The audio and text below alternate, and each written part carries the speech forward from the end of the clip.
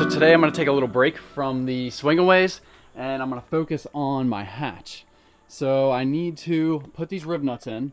Got these in the mail the other day. They are M6 stainless steel riv nuts, and these will go into the holes in my hatch. So all of these holes that I got right here, you know, all the way around, are about 10 millimeter. So these are 9 millimeter, and they will fit with, you know, 1 millimeter clearance, which is perfect. Little bit of slop, but it'll definitely take that up when they're smashed. I'll show you guys how these work, and that will allow an M6 bolt to be accepted into them and hold my new panel on, which I'm super hyped about. Minus the dog prints on here, this thing is fresh, brand new. It's got 2 pockets in there, which is gonna help a bunch when I'm on the road. Dude, I waited for this thing for literally probably like 10 months. And honestly, it was a Christmas present for last Christmas, and it is now the middle of October, and it's still not on. So I'm ready to get this thing up there. I'm gonna do the riv nuts. I'm gonna also treat little areas up in here. You can see that little spot up there, and you can see spots over here as well. And them are spots that I welded when I had this window out. Just had this window out and fixed all of the rust that was in this seal. And there was a couple little pinholes. So I need to treat the inside of this so them don't rust from this side out. So I'm gonna prep that surface, blast it with some primer that I've been using, and paint. I've been using this stuff, which is zinc rich primer.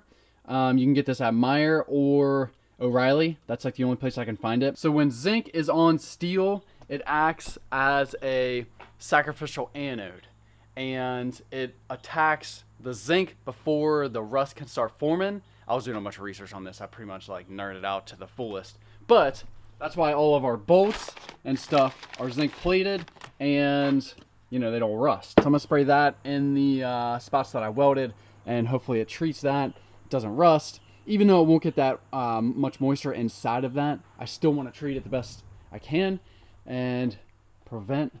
Here is my riv nut tool. This is the Tack Life. I just got it off Amazon. There's a bunch out there. Got a bunch of different size threaded inserts that you can use, obviously, with a bunch of different sizes. And basically what this does is it smushes this riv nut. I'm gonna have to sacrifice one of these to show you guys. So it's got these 2 handles, and when you pull these apart, you can see this gets longer.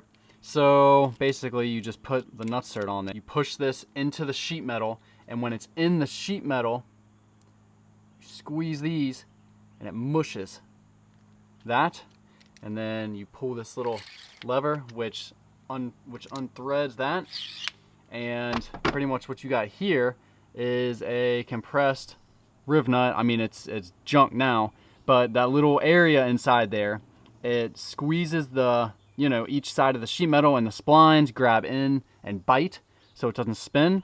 And then essentially you have a thread that you would have never been able to have before because you just had a hole in super light sheet metal. So you can see that there is screws in every single one of these, and these screws, I got to get some more of these, but I got to get M6. These are M5s. They're super low head, and they are stainless steel, so they won't rust, and I just think they look good.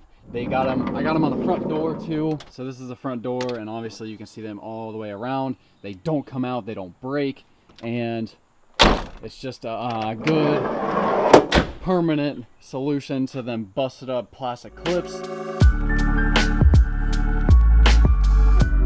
So this is my last riv nut, and I want to just show you guys like my little process that I'm going through. So I brush on paint around that surface, and then when I go to push it in, I can pretty much see the paint like squish out of the nutsert when it compresses, and I just kind of give it a couple good like squeezes on it to make sure it's threaded. And since it's straight up and down, this thing always unthreads, but you pull that and it unthreads, and that was my last one. So now every single one has a thread now, and I still got to order up my screws. That's a good one. You can see the paint kind of squirting out of the sides, which is good because I'm sure it's doing the same thing to the back side as well. I think I'm gonna wait to put my panel on because I don't want paint all over the backside. I'm gonna let this stuff dry for a day. So that's how you put Nutserts in anything, really. I'm putting it in my panel. So I didn't do this one because I don't know which one it is. I need to like measure it out.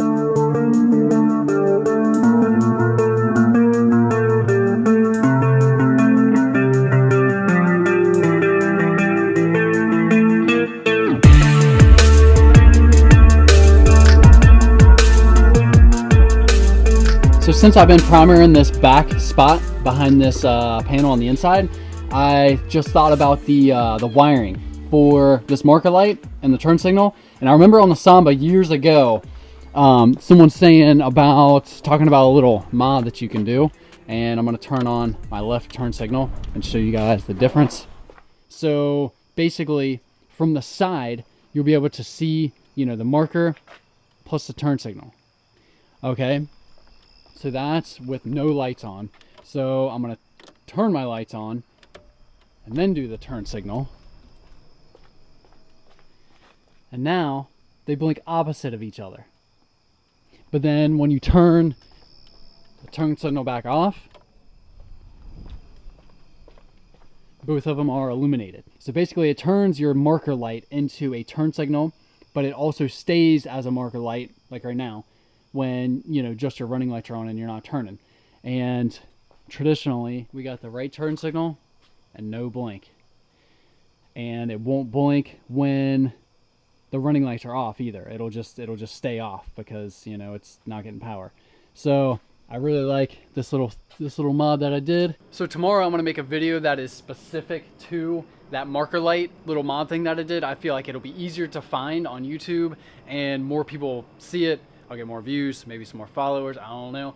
But it'll just be a better, like, categorized video that I'm gonna put out. So that'll just be a video in itself. I'll still have my little daily vlog thing. But I really wanna cover this because it's not covered unless you dig deep into the Samba. I'm talking like years ago, third page in, someone mentions it, and then they kind of branch off that, and they really cover it. So basically the only thing you gotta do is take the ground from this and move it to the turn signal, and it gets that ground, and it works. It's not hard to do, and honestly, I feel like these vans should have been like that from the factory. I mean, it's almost like a safety hazard, really, because from the side now, you'll be able to see this thing blinking.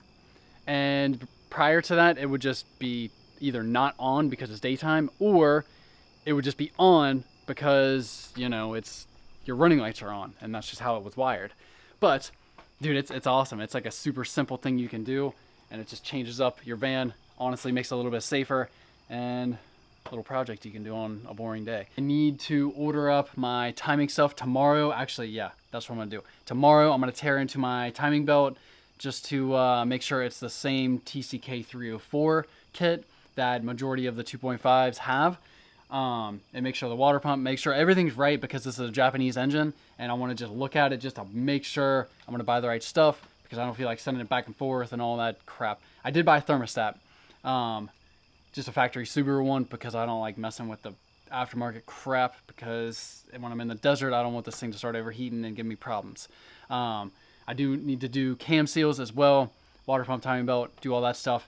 Finish up this tire carrier, and honestly, I think that's it. I think I'm done. So every day, I'm loving it, dude. It's awesome. I love coming out here, working on this, hanging out in the garage. And honestly, the garage is way nicer since it's clean. It's so much better. It's so much better. So I think that wraps it up for this video. Tomorrow is gonna be another day on the van in the garage, working. I'll see you guys then. This weekend, we're going to the junkyard too. That'll be fun. I'll see you guys.